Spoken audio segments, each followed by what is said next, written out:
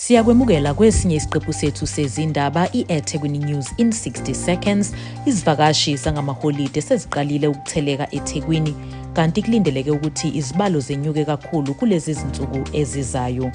Imeya yeTheku uKhansela Cyril Xaba isimemezele ukwakhiwa kwepaki yokuzijabulisa ebiza u1 billion wamarandi endaweni lapho kwakune-Durban Fun World khona. Lolu hlelo okulindeleke ukuthi luphothulwe ngo-2027 luzokwakha amathuba emisebenzi yezokwakha alinganiselwa ku-900.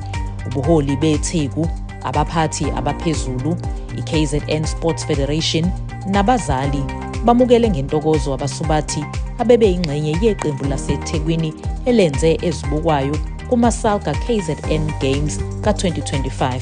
iTheku liwole izindebe eziwu-157 okuhlanganisa neyemidlalo yezobuchwepheshe asiphinde sihlangane futhi ngesonto elizayo.